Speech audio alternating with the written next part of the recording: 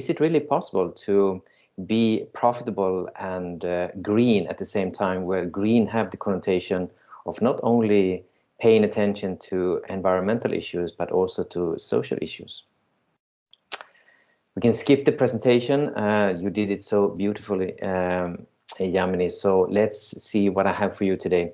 I have three things actually on this small agenda. I'm going to provide three arguments about ESG, and then I would like to introduce you to a company.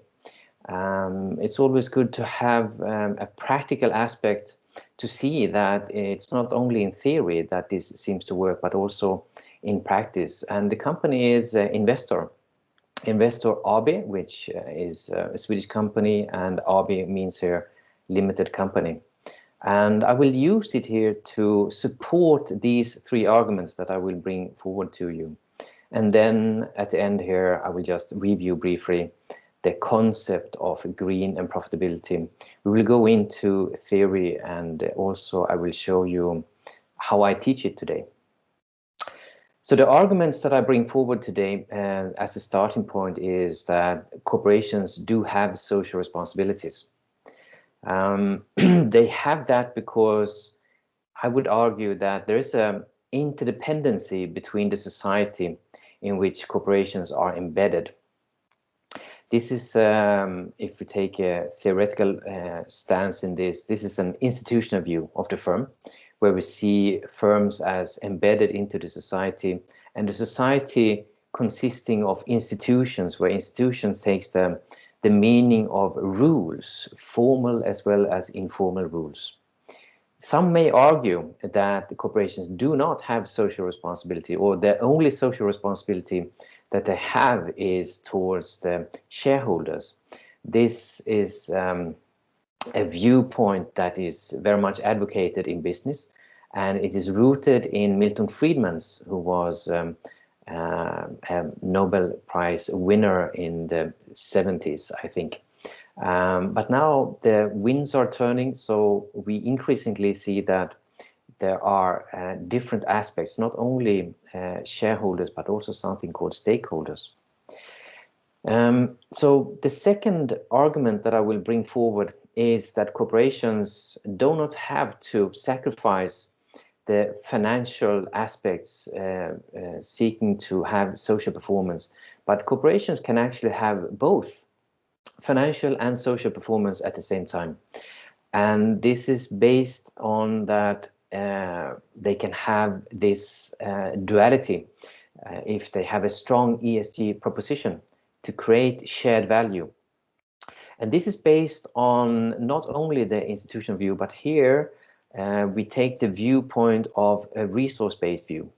So we see corporations as constellations of resources, human resources, tangible resources, intangible resources, and predominantly how companies are using and building their strategies on capabilities, because that is the explanation that we get from this viewpoint.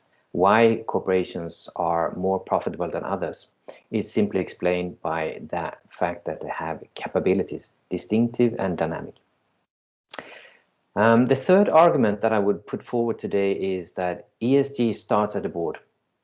And the reason for that argument is that the board has many different functions, but the most important function is to ensure that the company's prosperity in the future, so the long run and the company's prosperity for the future, by simply collectively directing the company's affairs while making the appropriate interest of its shareholders and relevant stakeholders. So here we take a stakeholder perspective, which means that we not only see one important interest in this shareholders, but we see that the company actually have many different stakeholders who have a stake or an interest in this business here. I would like to put emphasis on this appropriate interest, because that is a key sentence here. Interest, we all know what an interest is of course a feeling that you want to give attention to something that you want to be involved in and discover and to know more about. And that fact, that the feeling of wanting to give your attention and wanting to be involved and discover something is a choice. So it's up to one of each of us, and of course to corporations, to make a choice what they would like to put attention on. Personally, my attention is on this question here. What is the core reason why corporations exist? Why do we have them in the first place? It has a lot to do with the mission, the business model.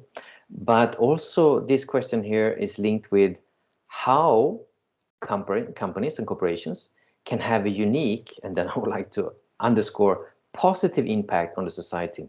Because we all know that corporations do have impact on the society, and not always is this impact positive. So this is my my question. This is what I put attention to.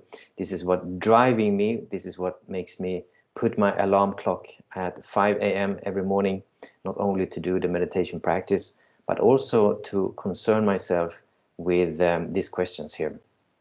So it's a great opportunity and a privilege to be with you today to share part of my knowledge and experience on this here. So let me introduce you to Investor AB. I'm from Sweden, as you can see on the upper image here. Maybe a few of you have been to Sweden, but it's a small country. We're only 10 million people, and compared to India, it's a tiny, small little country up in the beautiful, in the summertime at least, beautiful Nordic countries. In the wintertime, it's a bit tougher, I must say, and we are approaching November, and it's getting darker and darker. So it's good that we have some interesting questions that drive us and create energy. Of course, you may know Greta Thunberg is also from Sweden. She is a person who has had, or still have, a great impact on our society today, and trying to turn the mindset increasingly towards sustainability and above all the climate change. She has nothing to do with Investor, of course, but I just want to show her to you to help you to orientate towards the Swedish countries where I'm from.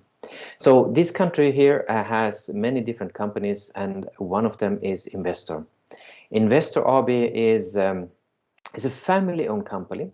It's more than 100 years old, and you see the patriarch here in the upper right corner. This is Marcus Wallenberg, the man who founded the company. And as you can see from his profile, he's kind of a patriarchic, rather authoritarian person. And it's interesting to see how the company has completely changed and transformed in the recent decades, actually. Investor is an investment company, and as such, it owns and controls a stake in several large Swedish companies. And when you see these companies, I think that you react to them and recognize them. Above all, I think that you recognize AstraZeneca. That is one of the companies that makes the COVID-19 vaccine. Maybe you also recognize Electrolux. At least if you go to your kitchen, you will see that the stove and also the washing machines are often from Electrolux, which is a world-leading company in this area. Saab is a car company, and Ericsson is, of course, a phone company, a mobile phone company. So some of these companies, I'm quite sure that you recognize and know what they're doing. The key thing here with Investor is that they, through board participation and also their experience, network, and also financial strength, because they do have, actually support the portfolio companies to outperform competition and also to reach the full potential here. So by having a board participation, by having a stake as a shareholder. You have a solid base for engaged ownership and also for creating sustainable value, because that is a guiding principle in this company. Investors' approach to sustainability is quite interesting because it is reflecting very much what the theory talks about today, and above all, to have an integrated sustainability, to integrate sustainability into the business model. And as we all know, the business model is what the company does, for whom it does it, and how it gets its payment in order to be profitable. What also is interesting with investors' approach to sustainability is that it takes a business-driven approach. So it is seeking to combine sustainability with long-term value and the role here as a company as a responsible owner. And we might ask ourselves, what does it actually mean to be a responsible owner? Well, again, that goes back to taking responsibility for the company's obligations. And this goes back to the question of what is the role of the society and what is the role of the business.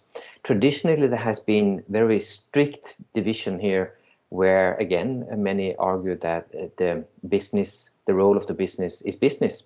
So the business of business is business, and that is simply to make money. Whereas we see that increasingly corporations are taking more responsibility for the impact that they have into the society here. Also interesting, I think, with investor is how they define.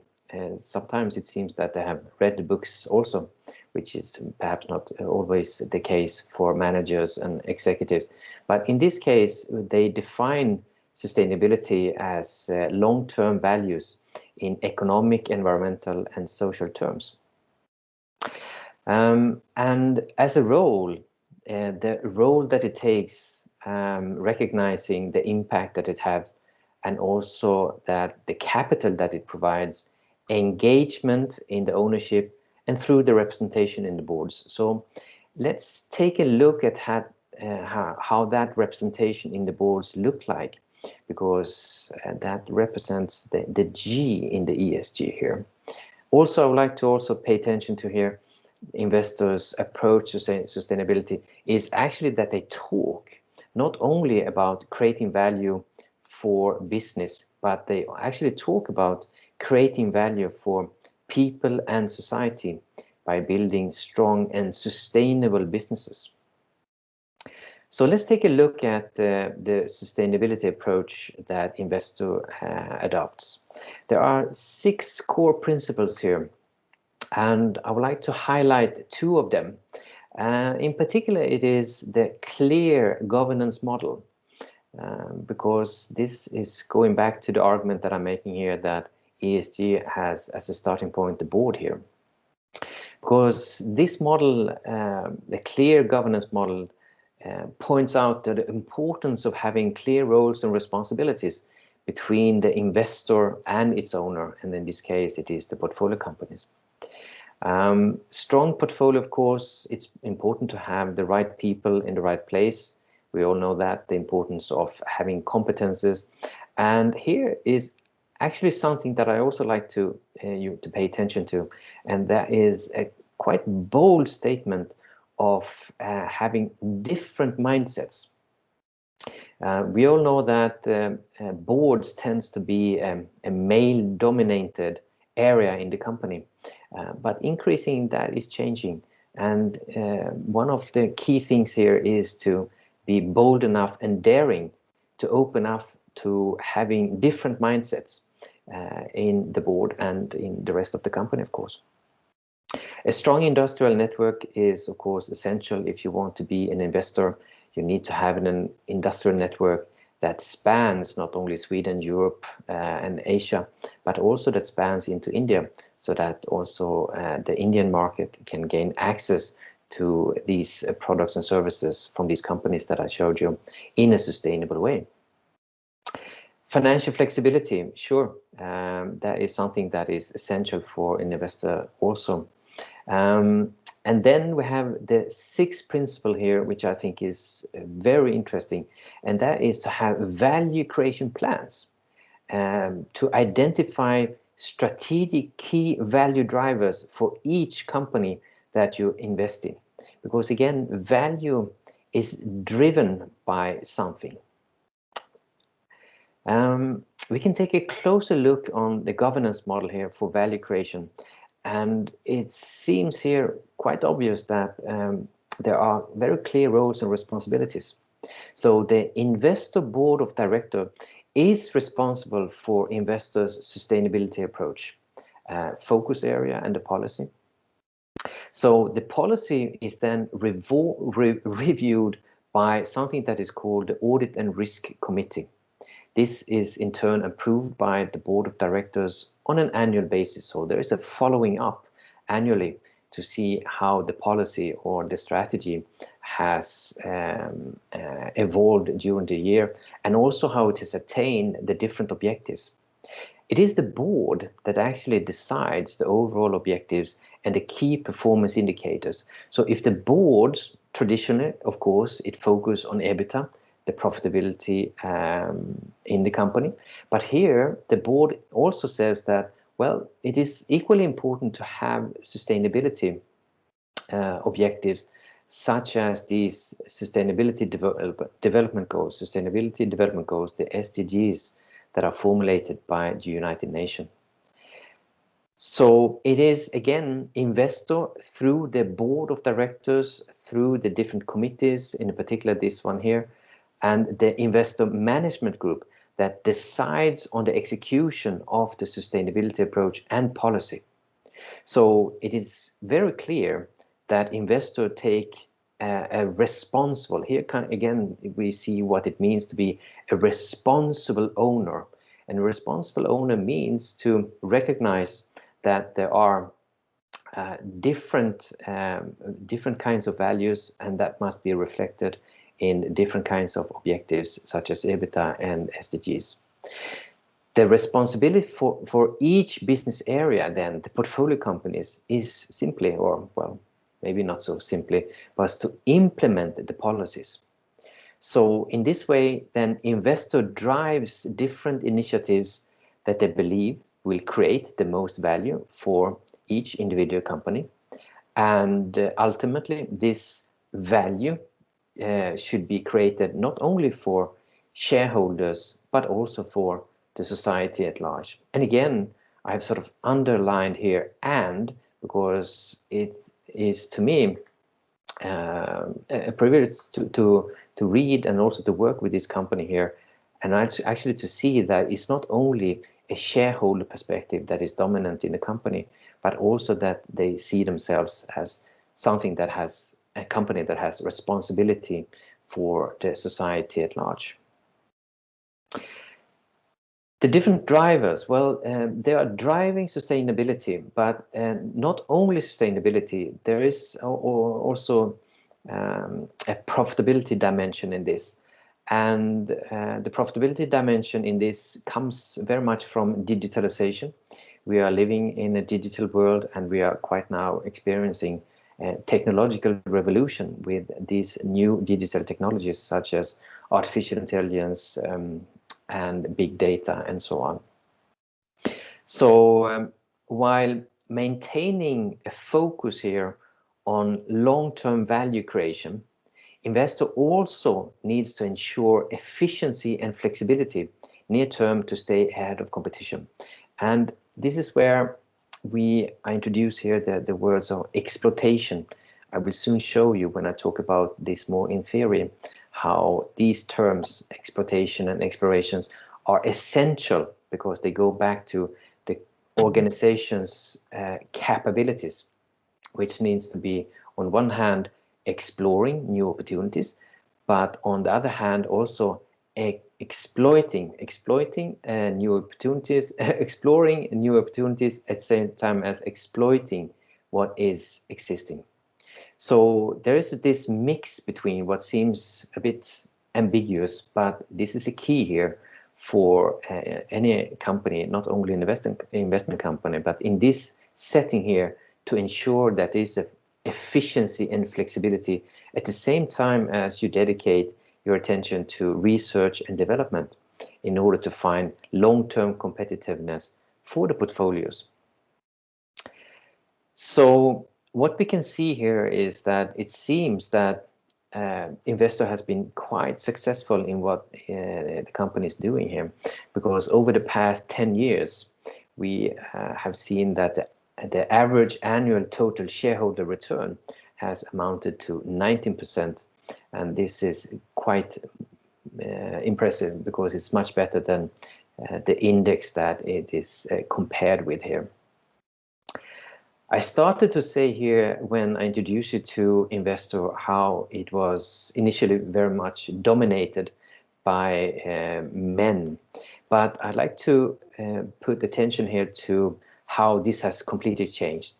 And here we see the employees, women. There are 50% of the employees are women, but perhaps even more important is women managers, 39%. And this is in particular interesting because research, just recent research, is showing that corporations, companies with female CEOs actually have been better at managing the disruptions caused by COVID-19. And then you may ask, why is it like that women managers handle COVID-19 better than other companies? Well, the answer is then that they have more empathy. It goes into the empathic element of leading the company, and that is reflected how women managers take lesser risks than their male counterparts, and this has proven to be a gilded practice during this pandemic.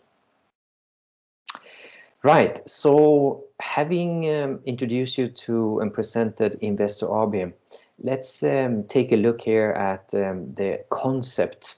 I will just give you a brief review of the concept here, green and profitable. This is going back to actually a course that I am giving here. I'm developed based upon the research that we are doing. I'm not working alone on this, but I have excellent co-workers, not only in the UK, but also in New York. And we are trying to expand this concept here to different parts of the world. And India is something that is very interesting. So if you're interested in joining up forces here with what we are doing, please, you are most welcome. We have formulated the findings here into a course that we call Green and Profitable, the Ambidextrous Investor. It's a master level course, and this is for students who are interested in the topic of ESG and the different concerns that are related with ESG. So we are seeking here to develop what we call a high order and rigorous skills in analysis, in critical evaluation, but also in solving these concerns. So it's not only, we are not only interested in theory about this, but we're actually interested in how to improve the world in which we are living. And of course, it's good for students who are managers or having a decision-making authority, or those who want to be in such a position, and maybe with the emphasis on sustainability investing here. Nevertheless, so ESG, what is then driving ESG? Well, the topic ESG, if you look at it from a theoretical point of view, we see that it has had an immense, almost exploding meteoric rise in the recent years. We see that global sustainable investing is now on tops 30 trillion US dollars. It's an incredible amount of money. And this has tenfolded since 2004. So the drivers is in particular then that the consumers has given increasing attention to different aspects that has to do with social and environmental issues here. But also we see that among investors and executives, there is this an increasingly understanding that ESG, if you have a proposition, if you have a value proposition that involves not only the traditional E, but also the S and the G, that actually can safeguard a company's long-term success. And as I said initially, that is the key function of the board. So that's why it has received such an attention here. So we believe, with many others, that this is not a fad or a feel-good exercise. We believe that ESG is actually here to stay. I said initially here that one of my arguments was that corporations do have social responsibilities, and that is because they are embedded into the society in which they are located. And this is sort of reflected also here in the ESG as an inextricable part of how to do business here. We can see that social criteria often overlap with governmental criteria and governance. And in particular then when companies seek to comply with environmental laws. Well, seek to comply with laws, that is what they simply need to do in order to be regarded as legitimate corporations. Without the perception of legitimacy, it's difficult to run your businesses, and to comply to environmental laws is, of course, only one side of it. The other side is to sustainability, which actually means to adhere and fulfill the expectations of your stakeholders. So in this situation here, in this context here, then governance can never be fully separated, and excellent governance then calls for mastering not just the law, not only to understand the law, not only to comply the law, but also to govern in the spirit of the law. So that means that many companies, they simply need to get in front of violations before they occur. They also need to ensure transparency, in particular now when we live in this social media world. If H&M, for instance, another Swedish company in the fast fashion market, if they would pollute any of the rivers in India, because they have a lot of factories in India for their clothing, if they would pollute any river in India, it wouldn't take long until this will be on the social media, and it will spread like a wildfire and damage the brand of H&M. It has gone to the extent, actually, for instance, when I talk with my daughters, I say that of course you go to H&M to buy your makeup and your clothes, and they respond, no, we don't go there because we don't trust them. And that is a serious issue when companies don't have the trust or the legitimacy in the eyes of the consumers.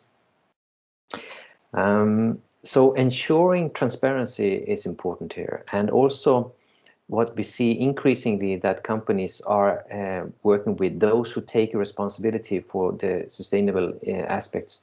They engage often in what we call a policy dialogue with regulators, and they do that in order to not only share their best practices, but also to help regulators to put standards that are best practice, so that other companies also need to reach and stretch for these best sustainable practices.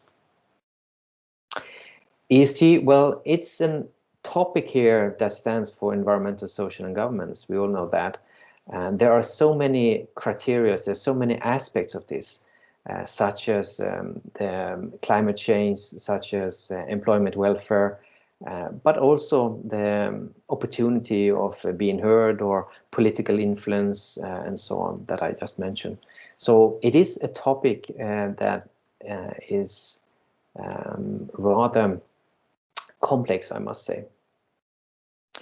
What we aim for in the course that I'm teaching here is we focus on the value creation, because we cannot take into all aspects, but we seek to have the emphasis here on ESG and how ESG can create both financial and social impact by having a strong ESG proposition for creating shared value. We also deal with different kinds of frameworks for this, and one of the frameworks we are dealing with and trying to teach is the resource-based view again. I'm quite sure that many of you have heard of this because it's a well-established theoretical framework based in the 1980s with Barney, with Peteraf, and these are just a few of the giants that are dedicated to this framework. So we are highlighting is this ambidexterity, this capability, because again, from the resource-based view, it is argued that companies that are more profitable than other companies are so just because they have capabilities. All companies have capabilities, but in order to be more profitable than others, you need to have distinctive and dynamic capabilities. And we are trying then to add one dimension to this, to say that it is the ambidexterity here to not only focus on the profits to the EBITDA, but also on the sustainability goals that actually makes these companies ambidextrous and green and profitable at the same time. We take a governance perspective on this, how investment corporations can be green and profitable at the same time. So the governance that we are interested in is actually something that we have been inspired by from Investor AB here. And it goes into what should be on the board what should be on, not on the board, but what should be on the agenda of a resilient board.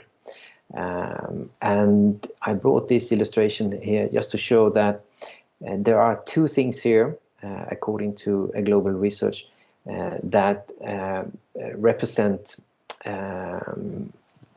the agenda in a resilient and sustainable board, and that is the evaluation of resource reallocation.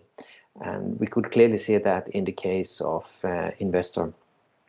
And also assessing the value drivers. These two are very, very important elements that needs to be on the agenda of the board. And also we could see that in the case of Investor, how they are driving, how they are identifying and driving the different values here in the portfolio companies in which they are investing.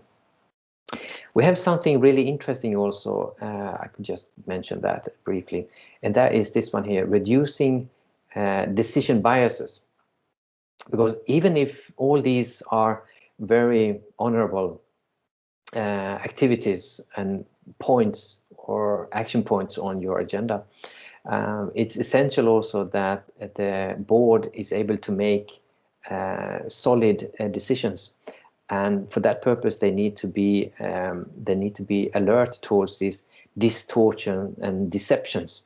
For instance, how ego, how biases, how politics, how social dynamics can destroy good decisions. So that is sort of a small add-on on this board and corporate governance system that we're doing. So I promise you also, when I come here to a bit of the theory, that I would go back to Investor again and try to explain this ambidexterity, because ambidexterity is to reconfigure and repositioning existing resources and competencies. So it is partly this exploitation, as we call it, how to reconfigure and reposition the company. What you reconfigure is the resource constellation, your capabilities, you change them. And particularly now when COVID-19 is disrupting everything, not only a relationship with customers, but also the relationship with suppliers, then definitely companies need to change And what they successful companies then do is that they reconfigure their value proposition, their capabilities, in order to reposition themselves. But at the same time, you cannot only do that, but you also need to work with experimentation, new alternatives, finding new ways, and that is the exploration, right? So the syllabus looks like this, that we have 10 different classes, and each class is then connected with investor. This is how we are integrating practice into the syllabus, and we're integrating with a good example, actually to see how a best practice example, for instance, does investor have social responsibilities? Yes or no? How can we motivate that? What is investors' role as a responsible corporate citizen? What is investors' corporate governance structure? Is it sustainable or not? Can we motivate that? And how do they work with ESG? What are their capabilities? Is it really true that they are an ambidextrous investor with these exploitation and exploration capacities? And how is that linked to the portfolio companies? As I showed you previously here, how do they drive, how do they actually make sure that the policies that they're responsible for, the ideas around creating sustainability, creating shared value, how do they drive that into the portfolio companies? And how do they perform financially and socially? And also we see that investor is very much involved with the government. There is a strong connection between this investor AB and the government. So not only in China, which is quite famous for having very strong relationships, and I think India to some extent also, where companies are almost codependent and living together with the government. But here we see that there is this a policy dialogue, as we call it, where the government and Investor AB meets on a regular basis in order to review and share best practice experiences when it comes to ESG.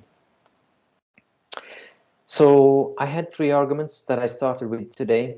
I argued that the corporations have social responsibilities because they are independent, they are intertwined, integrated into the society in which they are embedded. I also argued that corporations can have financial and social performance at the same time if they have a strong ESG proposition for creating shared value. And the third argument here that I put forward is that ESG starts at the board, because the most important function here is to ensure companies' prosperity, and that is done by collectively directing the company's affair while meeting appropriate interests of shareholders and relevant stakeholders. So 3 different perspectives that we take when we teach and do research on this: the institutional view, the resource-based view, and the stakeholder view. We integrate them all 3 here. So that was my agenda here. I provided these arguments and I introduced you to and presented investor, and I gave you a review on the concept green and profitable, the ambidextrous investor. So the floor is open for Q&A. If you have any questions, I will try to provide some answers. Yes, I think anybody who has questions from Dr. Joachim may raise their hands, and probably then they can ask their questions. We can unmute them.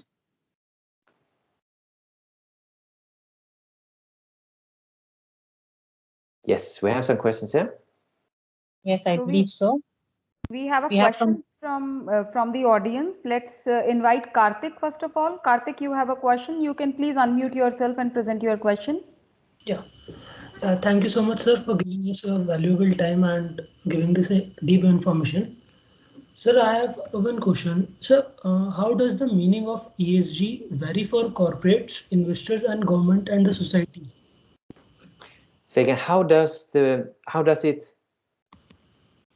mean differently for corporates, government, and for other institutions? So when you talk about ESG, what do they really mean to all these organizations? Excellent question. Of course, it means different for different corporations, depending on the context, depending on the industry in which they're operating. As you saw, I showed you what ESG is.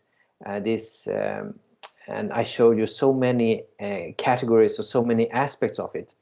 And I think it's essential that corporations, first of all, make a choice. I also said that this is a choice, that companies choose to attend to ESG.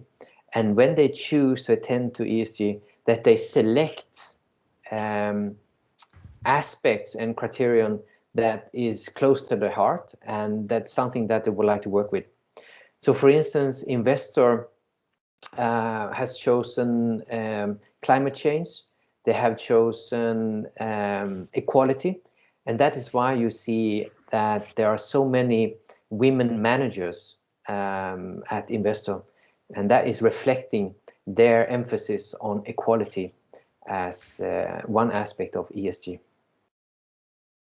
Dr. Jan, can you please put Joachim on the spotlight so that we all can see him, and then we can put questions to him? Sure, ma'am, sure. So can we have the second question, please? Yes, Ayush, you can ask your question. Yes, ma'am. So good evening, sir. Good evening. So, sir, we all were discussing about the sustainable growth and the investors. So, sir, my question will be, how can I start a conversation with my client about sustainable investing? Because he is going to be the person who is going to invest. So, we have to keep this thing.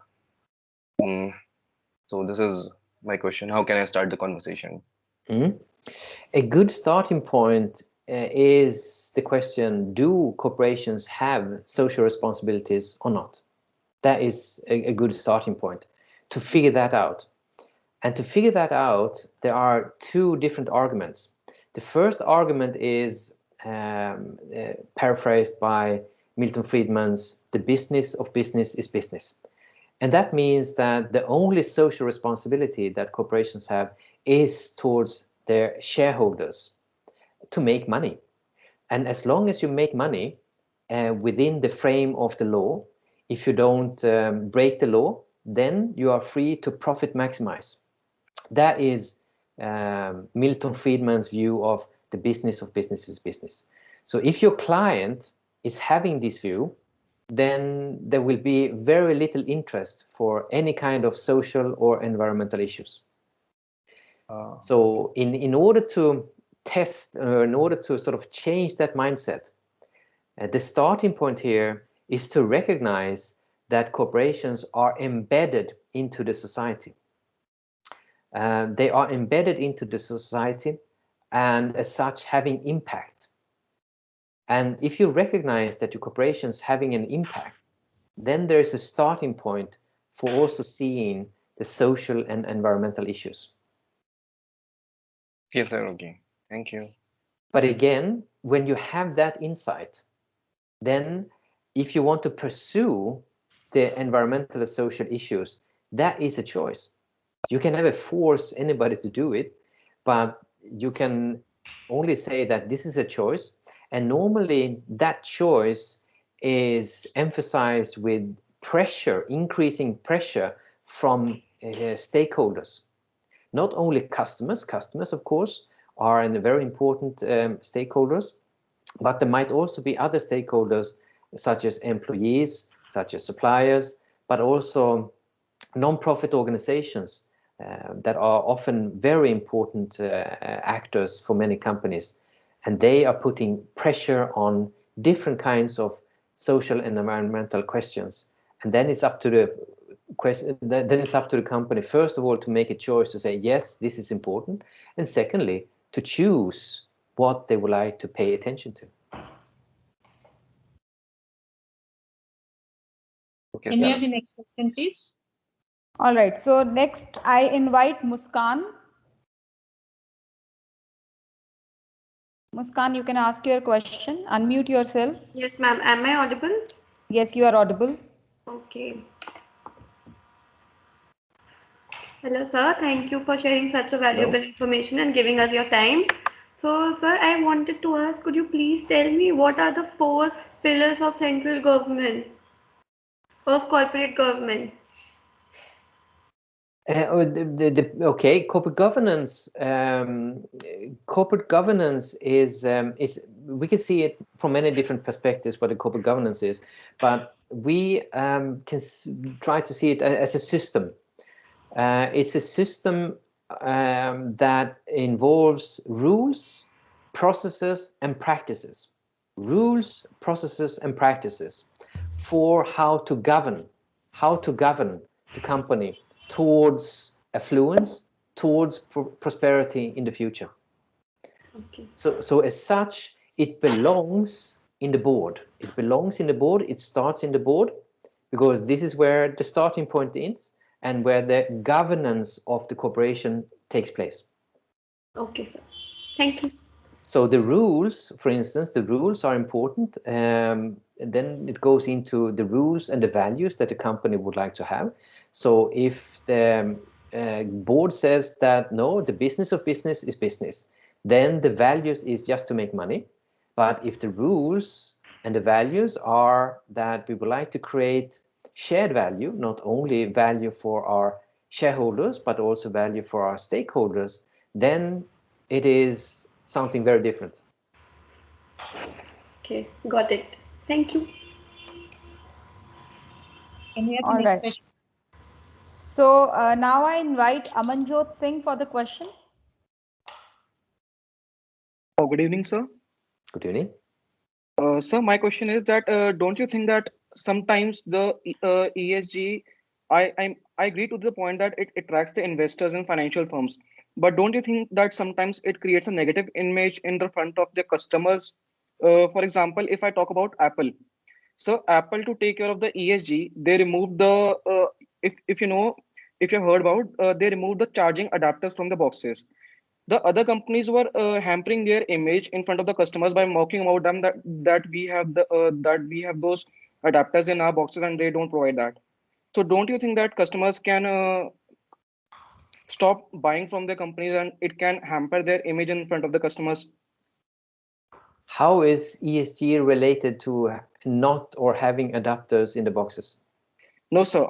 I'm talking about that you mentioned that it is based on environmental factors, and there was a point mentioned in your presentation only that reducing the carbon emission norms. Okay, so Apple talked about this during their launch that they to reduce the emission of carbon norms, they are not providing those few accessories in the box. So the don't you think that it makes a negative image? Well, from a customer's point of view, yes. If we take a customer's point of view, then customers buy whatever they prefer. So customers' preferences are important in order to explain whether they are whether they think positively or negatively about ESG matters. So if customers prefer, again, they say what customers could prefer, say, well, I prefer the lowest price because that is what I prefer. I would like to have low price products. Or the customer could say, no, I prefer to have high quality. I buy all my products and services from corporations that provide me with high quality. Or a third way would be the customer say, well, sustainability is the key for me. I need to make sure that whenever I buy my tea, if it comes from India or wherever it comes from, I need to make sure that there's no child labor, whatever, along the supply chain. Otherwise, I will not buy any tea. So whether it's positive or negative depends on the customer's preferences.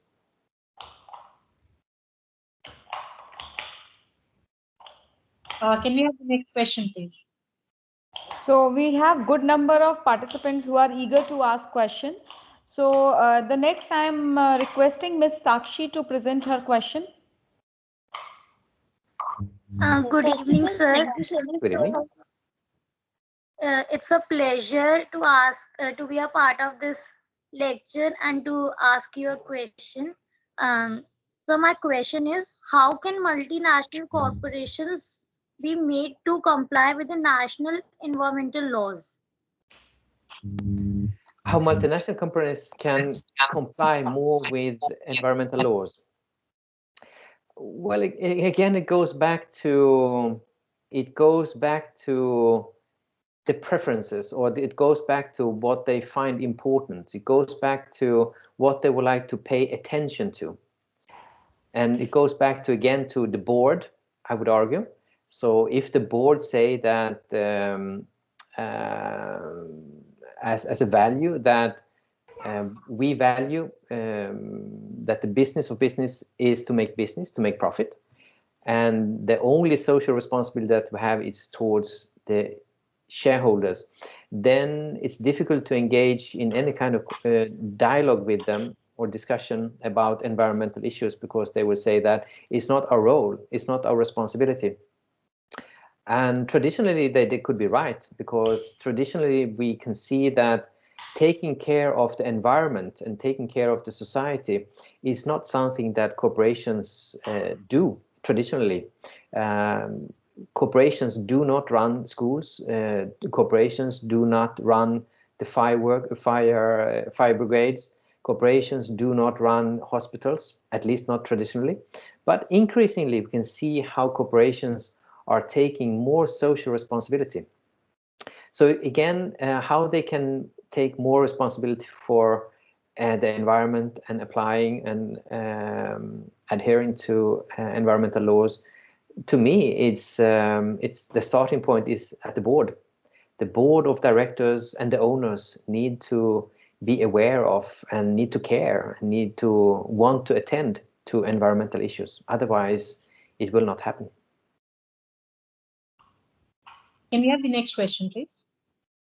So, Ms. Dipsy, you have a question?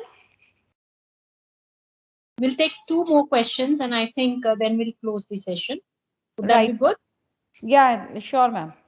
So, Amanjot, you are through with the question. Ms. Dipsy, you have a question. You have raised your hand. Yes, ma'am. Yes. Good evening, sir. Good evening.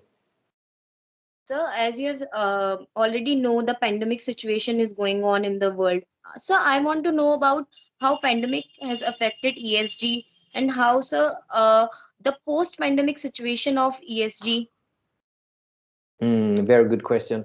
I think that everything that we do right now needs to have an aura or an aspect of COVID-19, because it has really had a huge impact on all of us, on our livelihood, as well as on corporations. And I would say that in particular now, it is increasingly important to focus on ESG matters as such. And we can see that, for instance, how corporations, companies working with inclusion and diversity, for instance, such as Investor, but also other companies, how they work with inclusion and diversity, how those in the forefront, how they actually benefit from that. Whereas those companies, in particular now during the COVID, it's so easy for corporations now to say that, well, we need to, first of all, we need to make sure that we safeguard our supplies. So they forget everything that has to do with environment, every social matter, but they just focus on making sure that they are up and running, and of course that the suppliers are there to supply the goods and services. But I think it's essential also, and it shows also in research just recently. And as I said, it shows also recently how women CEOs who put more emphasis on empathy, on caring about the employees, how they actually manage better than male-dominated and male-driven, male CEOs companies. Not sure I answer your question, but okay. Can we have the last question? Yes, ma'am. Please pardon, ma'am. Can we have the last question, please, and then we'll call it a close. Right, right. So let me call Sakshi. Yes, Sakshi, please continue. A very good evening, sir. So my question is, do ECG equally good for agriculture, biotechnology, weapons, and firearms? So, Joachim, are you there?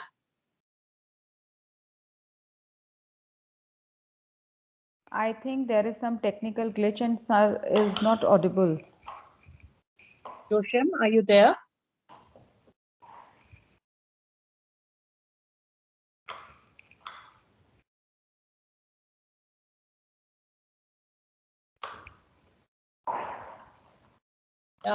I think his video is paused. I'll just check. I'll ask him to disconnect and join back. Right, right, ma'am. Just give me a minute. Yeah, sure.